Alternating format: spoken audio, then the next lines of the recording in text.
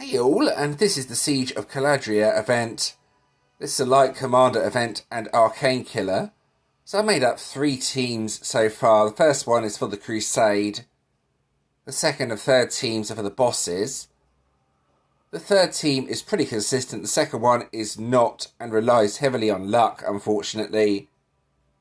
But let's talk through the teams anyway, starting with the first one. So Dancers of the Departed. This is my only 6 pink star ultimate form I have so far. It's a pretty decent card. It creates a lot of power gems. This can be useful as a hitting card with a card like High Performance Unit Area as well, since this is an Immortal Killer card. Divine Sovereigns.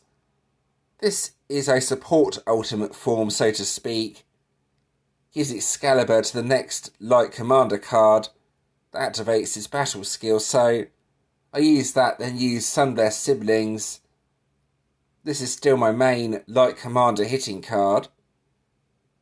That's mainly because of its boost that increases self-damage by 160%. The ultimate form from the current event deck.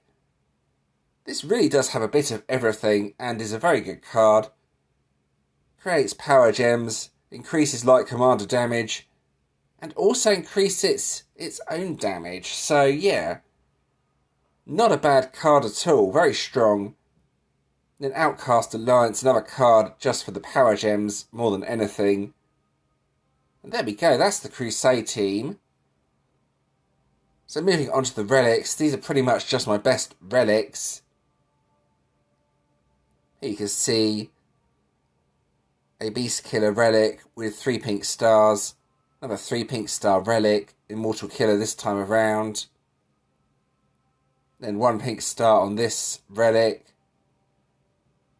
That's an Arcane relic actually, now that I scroll down. And then, there we go, another one here. I think I do need to actually swap around the relics a little bit. It'll be slightly stronger with the event ultimate relic that I got from the vault. So let's just put that on the team. Yeah, there we go.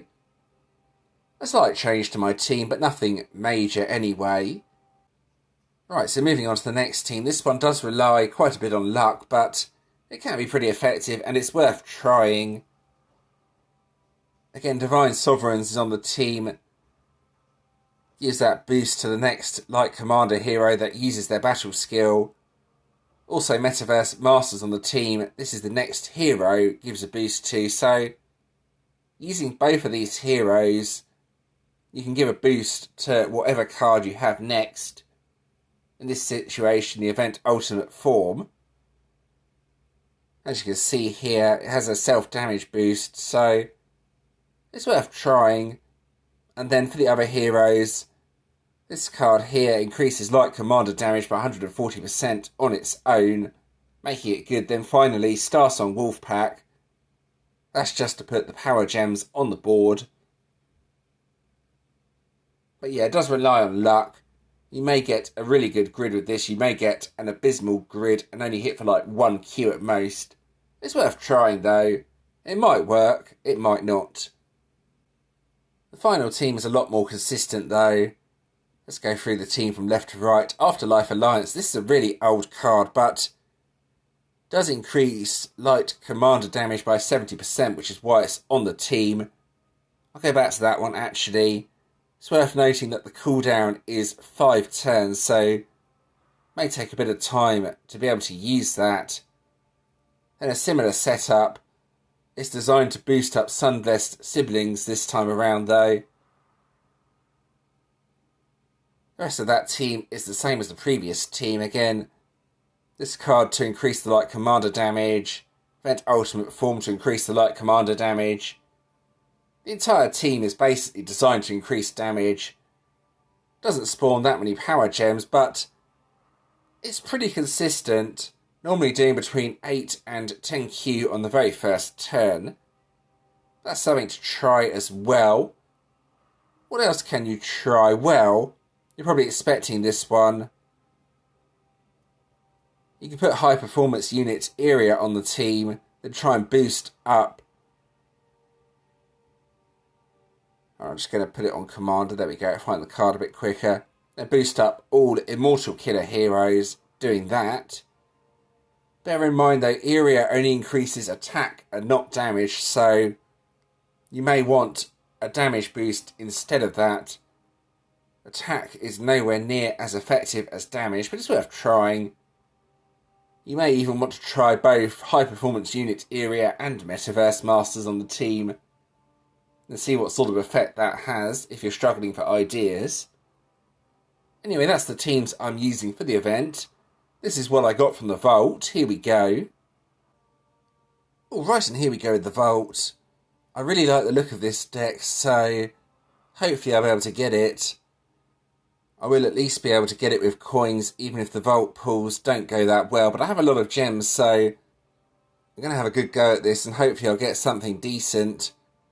With a bit of luck from the vault. Well, here we go. Let's start off with tier 1. Let's see if I get lucky or not. What we're going to get. Yeah, not the best of starts, but it's to be expected. Oh, I didn't want to press that. Right, let's get out of that screen. Try tier 2. Here we go.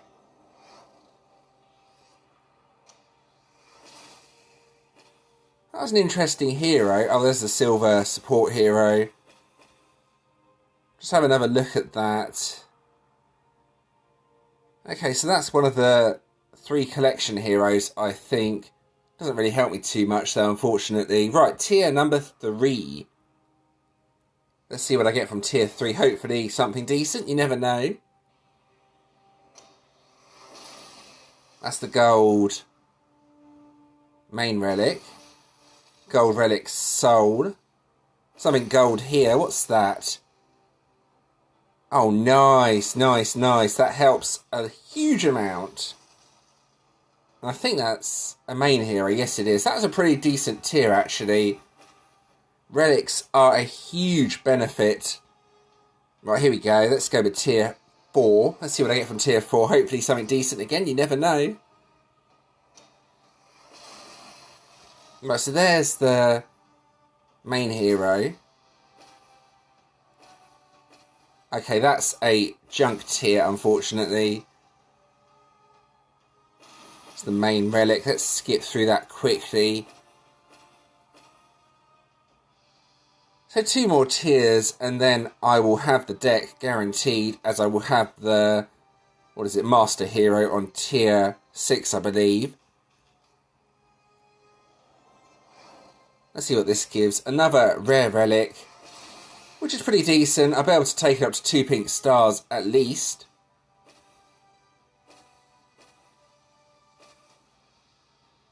Yeah, the rest of that was really bad.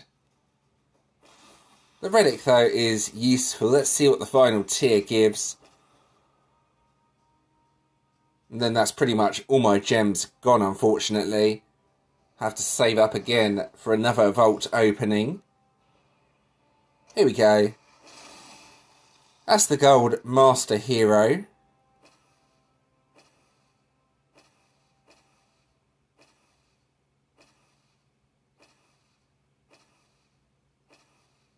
Not said a word. Just looking at those abysmal items that I got from the vault then. Well, okay, that's the Master Hero. That's all I'm getting by the looks of it. But I can make the deck, and that's the important part, as this deck is really looking good. I just need to forge. I believe it's this card, Soul of Aviar the Wise. And then I need to save up my coins and try and get that water deck, basically. It's lagging a bit. Yeah, okay, let's go forge that hero.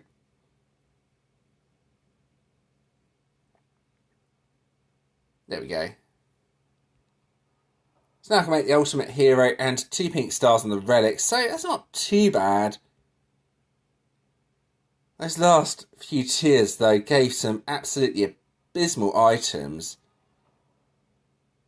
But I did get another rare relic, so yeah, not too bad, I guess. This relic should help with the event anyway. There we go. Let's forge that up to 2 pink stars. So that's the vault done. You've already seen the teams I have made up from what I did get from the vault. So let's get on with the actual event. Here we go. Alright, so here we go, the Crusade. As always, I recommend sticking with the Umbral Crusade if you can beat it. It gives the best trophies by far. So I'm always going to scroll down to see if there are any adventurers before using one of my friends. There are, and that's a suitable card. Any decent card with 300%, 600% for all Light Commander heroes is usable, so here we go. So here's the start of the Crusade, regular enemies to start. For these you can just use one card and defeat them. I'll show you what I mean.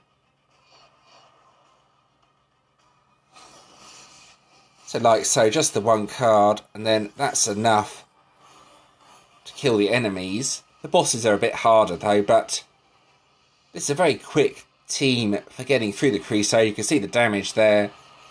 Easily enough to get through the Crusade enemies. So regular enemies again, repeat the process, just use the one card. You might not even need to use one card actually. You might be able to do it with just the passive power gems that spawn. I'm not going to try though. You can see the damage it's doing. More than enough. Right, regular enemies again.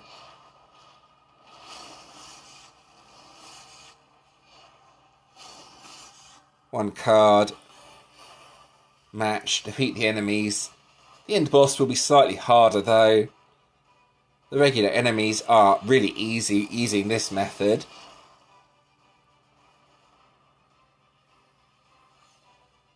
Yeah, unfortunately 4 waves of regular enemies.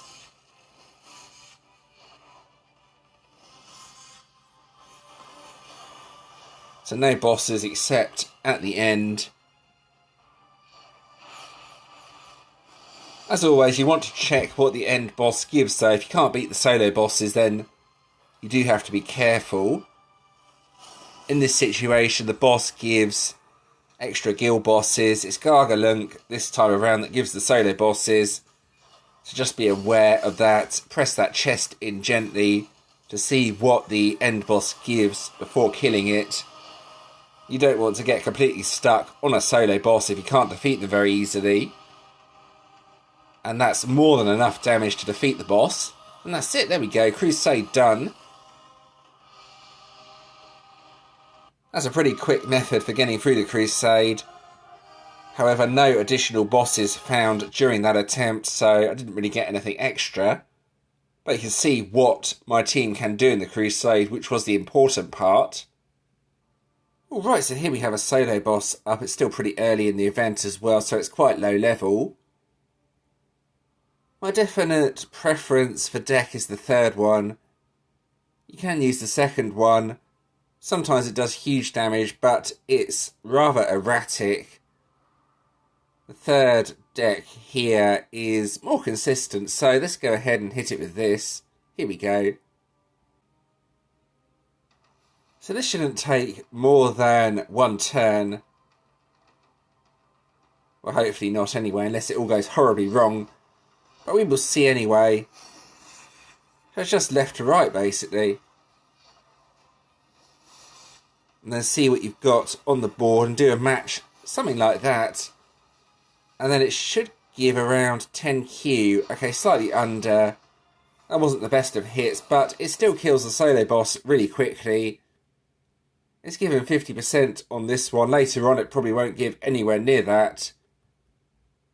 But yeah, that's what the team does on solo bosses. I'll probably test out both of the teams when I get to the guild bosses in a minute. Alright, so here we go with guild bosses. I'm going to give the Umbral a go. So I'm going to try out my second team, I think, as well here. See how the damage compares to my third team. This team can be really good, but it's also inconsistent, unfortunately. Here we go. So this will all rely on luck if I get a good match or not. hopefully I will. So I think the best way to use this deck is to match anything on turn 1. Use up those light gems, then go left to right on turn 2. The bosses have Traitor and Fear. Both were countered with this team. So I want some loose power gems, so to speak, or outliers as they're called. Unfortunately, there's not really much there, so this is going to be a really bad hit. Yeah, there we go, that's abysmal. That's not the grid I wanted, but let's try again. A few more turns and hopefully I'll get something. We will see. Unfortunately, Fear has taken away Metaverse Masters, so might be better to quit out at this point. Let's see what happens. See if I can get another hit out or not.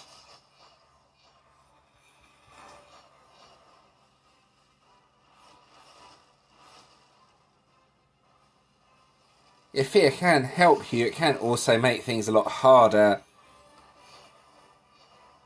Kind of a double-edged skill, really. In this situation, that's kind of messed me up. So, yeah, I think we'll try that again. I have plenty of keys anyway, so it doesn't really matter if I quit out. But you can see what can happen with this deck. Right, we'll try again. This time, let's see if I can get a decent hit out with this deck. It would be nice. So basically, yeah, you want to use the deck before Fear hits you, in case you lose Metaverse. With the single affinity team, it's not as much of an issue, as Fear should actually help you, but here it is. Now I think, let's have a quick look at the grid. I think this might be an interesting match. Let's see what happens.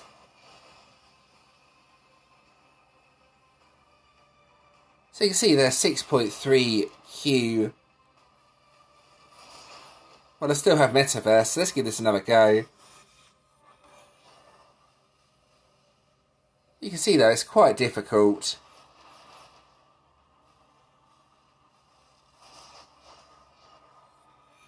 Just going to use that to convert, since that can be used every turn. And hopefully I'll get enough light gems to use all the skills again. But yeah, it's not that easy to use this team on the guild bosses, mainly because of Fear, actually. Right, we're going to try. Here we go. That's a rainbow as well, so this could be interesting. Let's see.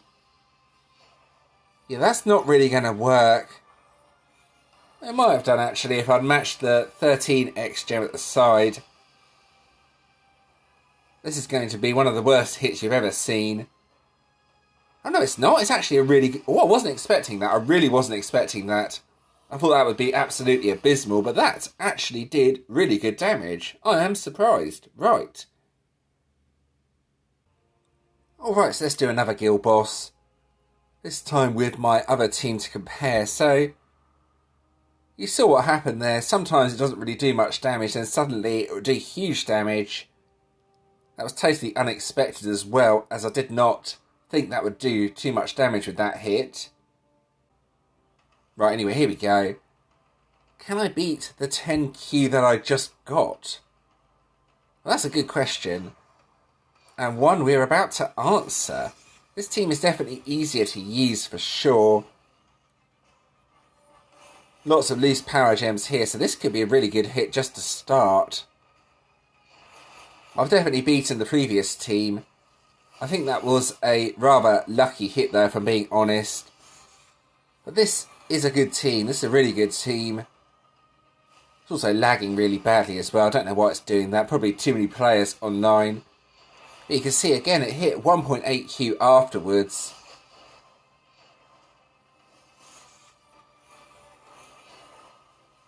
Try again. So this is definitely looking like the better team so far. Yeah, after that though, it doesn't hit for much more on the next turn. And then you have to wait for Afterlife Alliance again. Let's try out Afterlife Alliance, actually.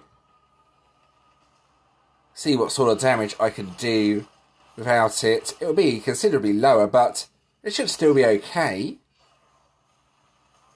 I'm about to find out anyway. Yeah, I'm pretty sure this is the best combination.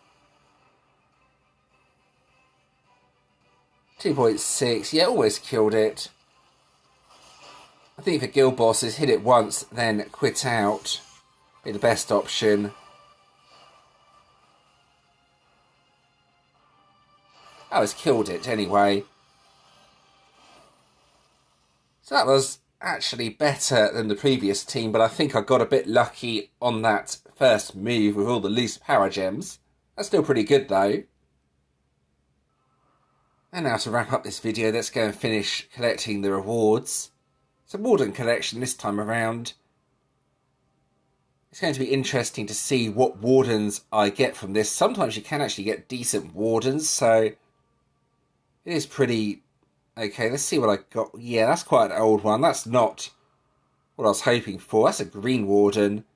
That one's light. That one's old as well. It's nothing special. For the guild collection rewards, usual orbs of EXP, but there is an ascended essence, and if I scroll down, lots of bastions, so that's actually pretty decent. Plus there's an ascended warden stone gift at the bottom. That might be useful for those who like to focus on GVG and still need to upgrade their wardens. Probably most of us, to be honest, but anyway. The final thing I want to do is just go and claim this, see what I get from this. I believe that's actually the main hero, so that's a decent card, especially considering I've already finished the other collection cards. You can see I have spare coins, but I'm saving that for the water deck. It's very tempting to make another pink star on this, but I am going to resist as I really need that water deck.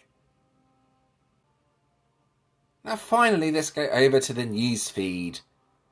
What have we got in the newsfeed? Well, the Soul Sale, that's in, well, up here, I believe. Yeah, you can see it's all for real money, so not something I'm going to be able to participate in. New Pink Star Challenge. The problem with this is you have to be pretty much online at reset in order to have a chance of winning any extra gems. New Defender Skill Countdown. If that counter reaches 0, Tyrant of Terror does damage equal to the player's max HP. So basically, win the battle before the countdown reaches 0. Not really a defender skill that I can see having much effect, as most wardens are killed pretty quickly. It might be quite good against some players though. If you have a 6 pink star warden, they're pretty difficult to defeat anyway though. It's an interesting defender skill. Probably not something that's going to be that effective though, if I'm being honest. And there we go, that's the end of the video. Hope that was helpful. As always, if you do have any questions or suggestions regarding this video, please let me know in the comments and I'll do my best to help. If you did enjoy this video, leaving a like and subscribing is always appreciated. Thank you to those that have already subscribed. There are a few other videos on the screen you may enjoy as well. Feel free to check those out if you want to do so. And thanks for watching.